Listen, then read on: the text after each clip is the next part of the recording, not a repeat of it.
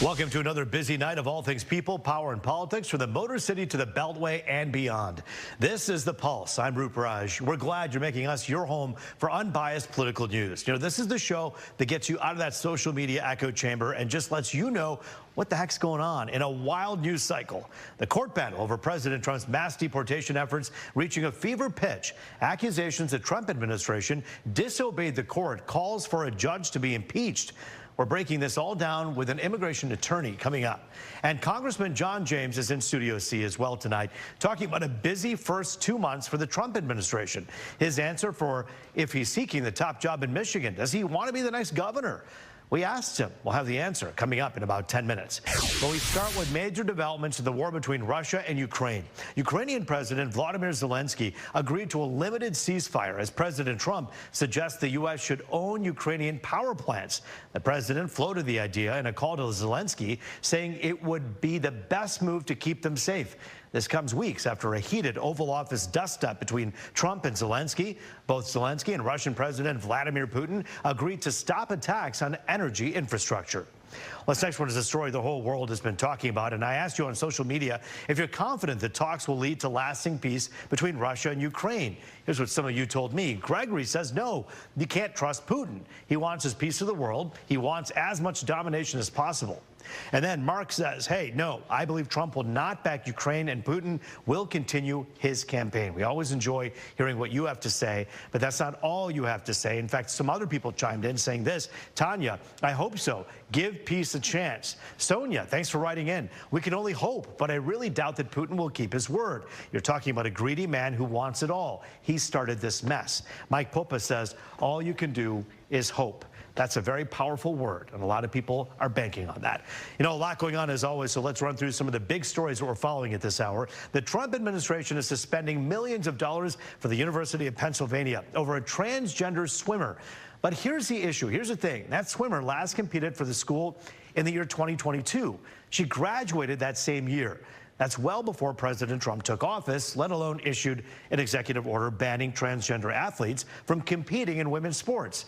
A Penn spokesperson says they've always followed both Ivy League and NCAA rules. The total dollar amount suspended is $175 million. And that comes as a federal judge blocks the Trump administration from banning transgender people from serving in the military. The judge ruled the president's executive order likely violates their constitutional rights. The White House didn't immediately comment on this order, turning to the gutted U.S. Agency now for International Development, where a senior official at the Department of Government Efficiency is taking a leadership role. Jeremy Lewin played a key role in the cuts at USAID. Now he'll serve as deputy administrator for policy and programs there. This comes after a federal judge blocked DOJ for making more cuts to the agency. And now to a story that impacts so many Americans, Medicaid. Senate Republicans are having talks at this hour to possibly cut the health insurance for low-income Americans, saying they need to happen to pay for things like President Trump's tax cuts, immigrations, and other immigration issues. Now, hospital executives at Mott Children's Hospital talked about these cuts and what they would mean for our most vulnerable, and Congresswoman Dingell said this won't happen without a fight. He's just closed 1,000 Social Security offices. He's firing 7,000 people who work at Social Security and making it harder for a senior who has no transportation to get to a Social Security office. Now we're talking Medicaid. We're going to fight like hell in the House to make sure in the Congress. If cuts of this magnitude come out of the Republican-controlled Congress, every one of us is going to suffer. Every one of us will pay a price for that. President Trump's pick for centers for head of Medicaid and Medicare services, Dr. Oz, wouldn't say last week absolutely that he would oppose cuts to the program. That's what's leading to so much speculation in the meetings that you're seeing here.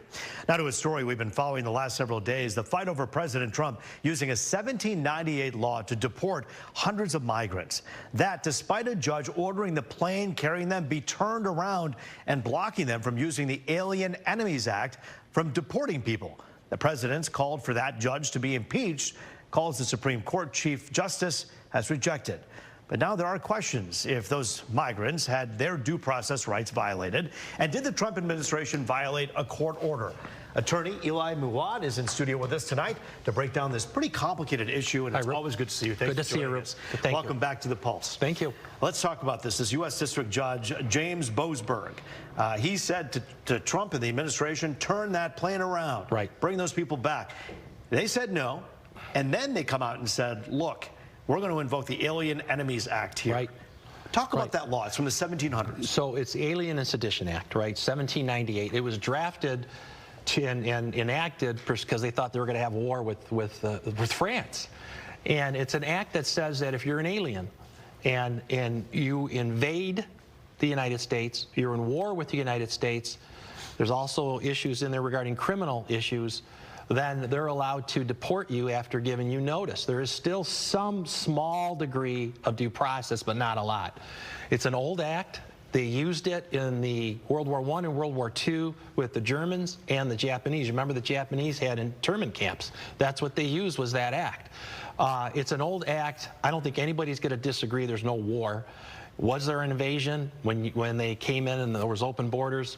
It's up for interpretation, I guess, to whatever aisle you're on. But wouldn't you say if you're in a neighborhood and you have people who are in that neighborhood who are here illegally and then are causing issues and crime and hurting people, that they are invading the peace of that place, right? Like I said, I don't think you're going to have many people disagreeing that if you're a gang and you can prove that they're a gang member, you're causing crime. You're not going to have many people shout out there and say, no, let him stay in this country. They're going to say, go. I understand about the federal judge, and I'm not sure if he's right or wrong because we know it's going to go up to more appeals, and that's where it's going to end with the appellate court. Let's talk about what this judge is saying. The judge is now saying, okay, fine, the planes went, 2 plane loads to El Salvador, and now he's saying, okay, hand up some information here about who was on that plane.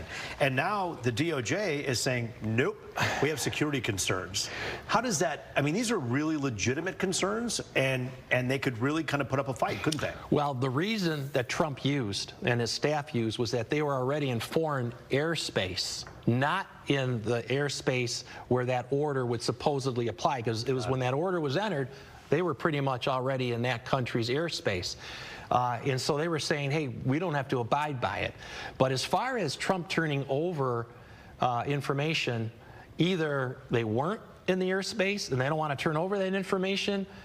I don't really see the security aspect of saying they got on a plane at this time, plane took off at this time, and they landed at that time. So I don't really understand that one. I think a question that it begs to be asked here is, has due process been violated for these people? And listen, I'm not purporting that somehow people who are hurting other Americans who are here illegally should be protected by the same laws, but I'm asking an attorney whether or not that's true. Should what was their due process? In that 1798 Act that we talked about, the Alien Sedition Act, they're supposed to give some notice. They have to have some suspicion that you're committing the crime. You have to have something to back up, not just that you were in a gang. Well, unfortunately, what you're seeing is you're not having arrests because of a criminal act. They're just showing that we're part of a gang, therefore you're a threat to the country under the Alien and Sedition Act, and they're booting them out. Let's say they didn't use that, and we're talking about illegal immigrants in general. Are they subject to the same and protected by the same laws and Constitution that we have? They are. I'm going to tell you why. Tell you what I think. Number one, there's no war going on. Number two, it's not an invasion. If they came here when the last regime, our regime, let them in with open borders, I still don't think they're illegal. Many people are going to disagree with me on that. If they came in on open borders and they came in, I don't know how you get them away. But there's no war. There's not an invasion if they were allowed to come across.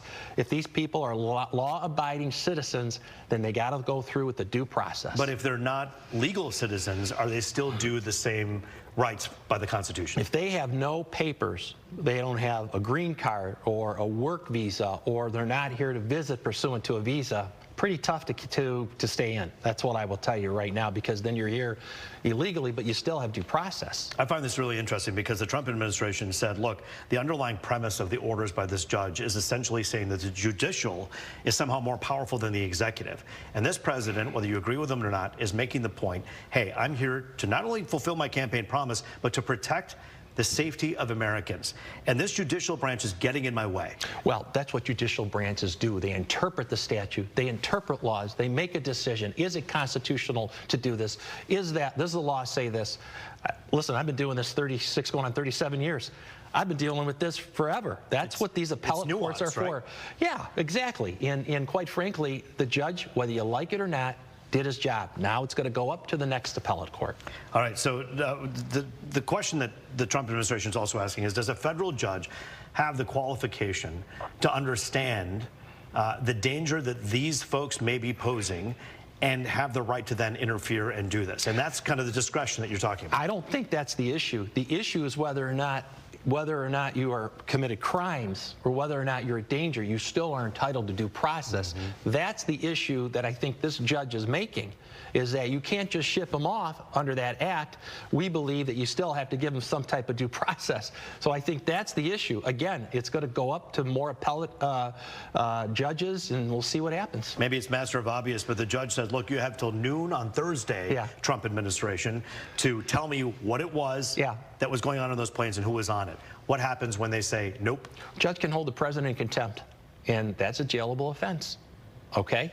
He can. He can hold the president. He can hold whoever he ordered. If there's a specific order. If they don't comply with that order and it's not reversed by an appellate court, they're going to be in big trouble. But why not? Give them the information. What's the problem? Judges have been impeached more than any president in this country. And when you look at how many impeachments have happened out of the hundreds, it's mostly judges. It's not uncommon for this to happen. Do you think an impeachment against Judge James Boasberg is even viable? No, I'm going to make a little comment here. It is very hard to impeach a judge, a federal judge. It does happen once in a while if they commit a crime or there's some fraudulent act, something like that, but it's a rarity. The answer is no on my end.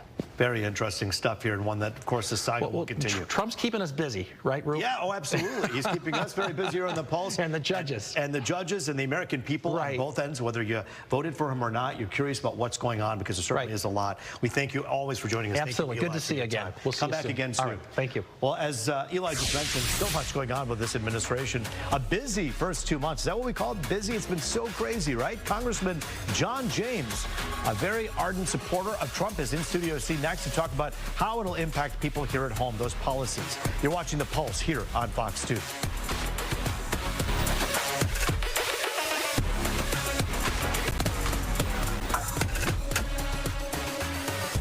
Back now on The Pulse, looking at all things people, power, and politics. You know, it's been a whirlwind first 2 months in office for the Trump administration.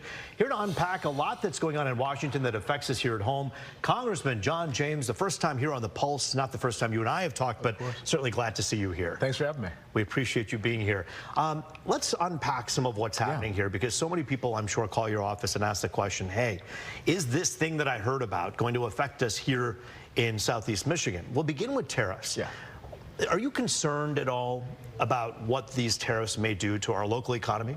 Where the rubber meets the road, people are very concerned. But what I say to them, and what they've actually agreed with me on, is the status quo is not working. The status quo is not working when, from NAFTA, when I was in 8th grade, we've sent 300,000 American automotive jobs overseas. The recession, Michigan lost 50% of all of the jobs lost nationwide were lost in Michigan. And 11 major automotive plants built in Mexico were only one here in 2021, right down on Jefferson.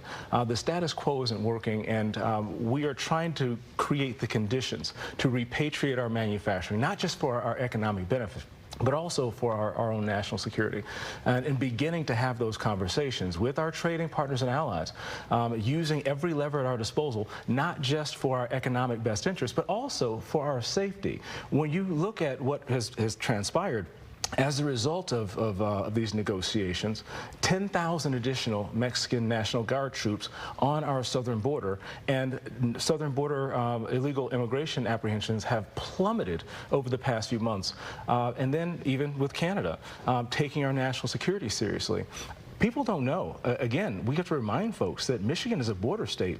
84% of those apprehended on the FBI terror watch list are actually apprehended on the northern border. And so getting our trading partners and our allies to take our economic best interests and our national security best interests to heart is very important to folks. One thing that really struck me as different than the southern border and the northern border, you talk about these terrorists on this list, and clearly no one, Democrat or Republican, is going to be like, hey, we should let them in. We need to stop that, stave that. that. However, when it comes to fentanyl, it seems like a very different story. The southern border, you're talking 9,000 plus kilograms of fentanyl that came through in 2024. 19 kilograms came from Canada.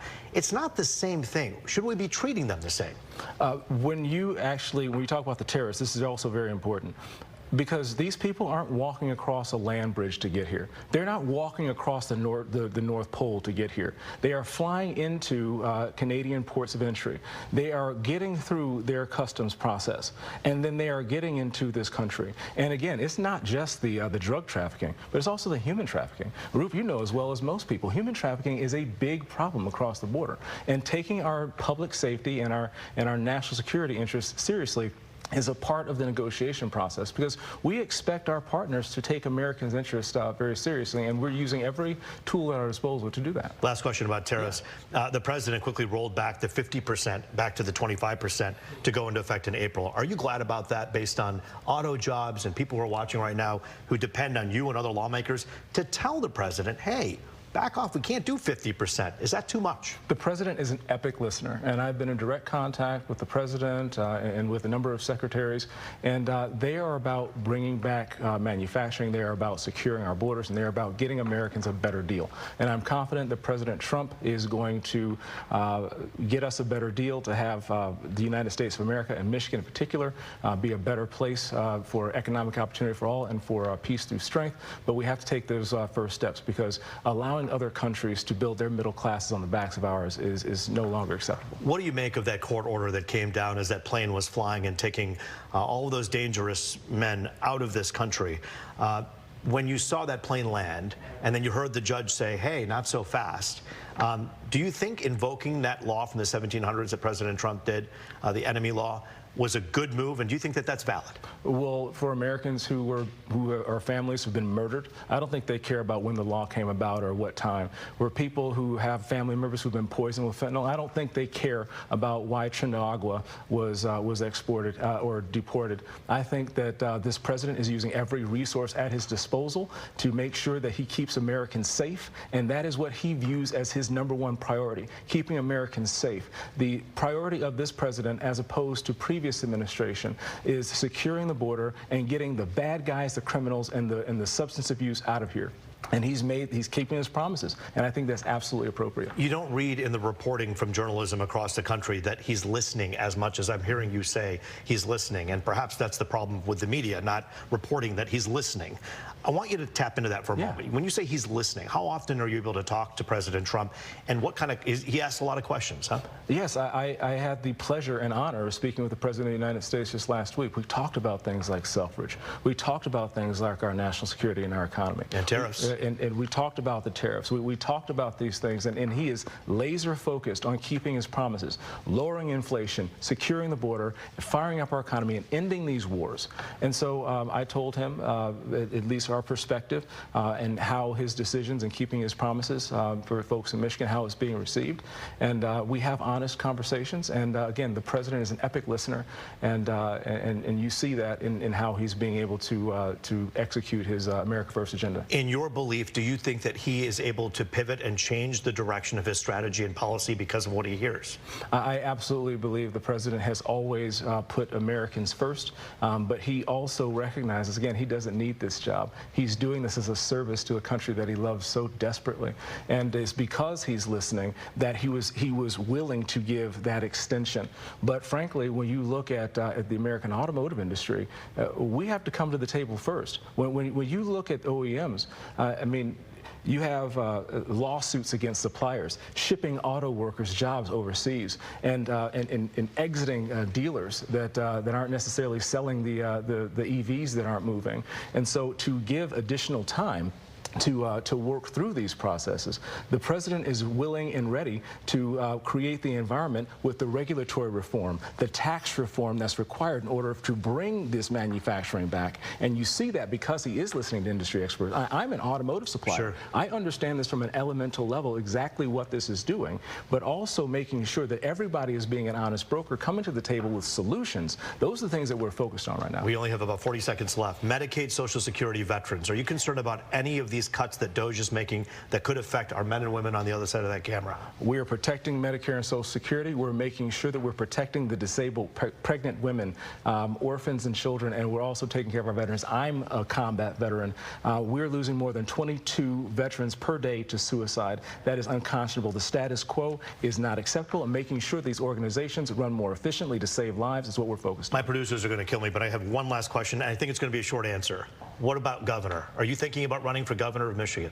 I'm strongly considering it. I'm honored, but right now I have a job to do for Michigan and focusing on lowering prices, focusing on securing our border, and focusing on making sure that we all have a safe and healthy community is what I'm doing in Congress right now. Should you decide to throw your hat in the ring, we hope that you'll come back right here and talk about it with us here on The Pulse. Thanks for having me. Congressman John James, good to see you. Thanks for joining us here. Thanks for having me. Well, Vice President Vance doing something no sitting vice president has done before, his new role at the Republican Party. You're watching The Pulse on Fox 2.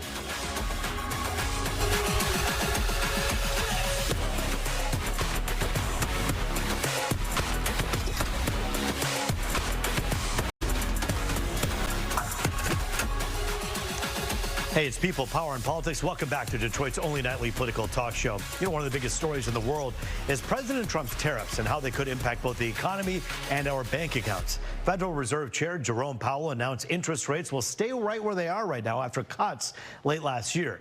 Now, they're predicting there will be 2 cuts by the end of the year, but many believe the pause is because of uncertainty caused by the president's tariffs. Those have sparked fear of worse inflation and slower growth.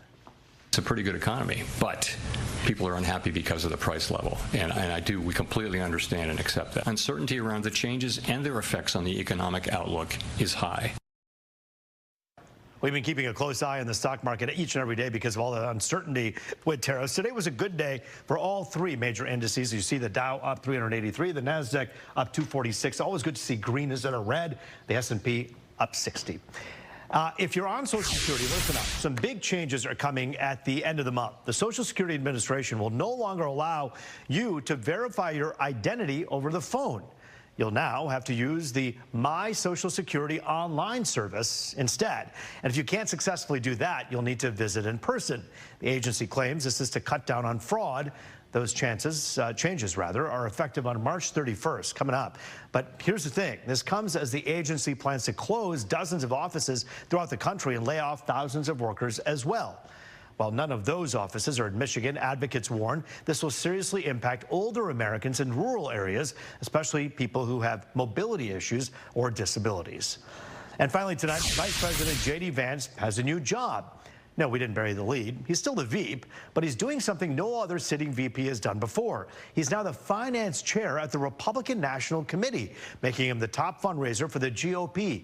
It's the latest sign of how Vance is seen as President Trump's heir apparent, more than 4 years before the 2028 presidential election, when, as you know, Trump is term limited. Vance said his role will be to make sure Republicans keep control and grow their majorities in the midterms next year. Well, that is The Pulse for tonight. Remember to send us your political questions, or if you need a fact check because you don't know what you're seeing is true or not, just email us at thepulse@fox.com, or you can scan the QR code right there at the bottom of your screen to launch your email. I'm Rup Raj. As always, we'll see you tomorrow night. Have a good night, everybody.